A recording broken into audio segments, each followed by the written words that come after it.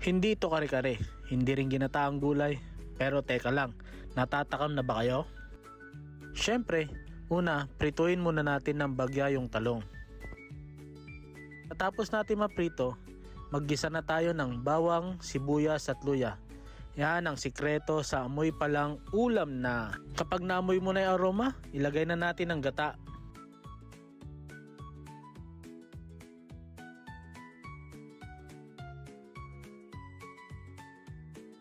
At ito na ang bida ng ating putahe, Ligo Sardines. Opo, sardinas po.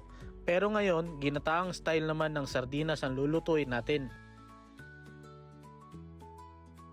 Kapag kumukulo na, isunod na natin ang sili para may konting sipa.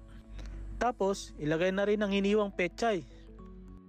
Lutuin lang ng bagya ang pechay. Tapos, isunod na natin yung prinitong talong. Oops! Huwag kalimutan tikman at i-adjust ang lasa ayon sa panlasa mo. At pag okay na, ayun, luto na ang ginataang sardinas. Simpleng ulam pero masarap na pang-ulam ng pamilya. Kung natatakam ka na sa recipe na to, huwag kalimutan i-like, follow at i-share dahil dito sa kusina ko, simpleng sardinas ginagawang espesyal.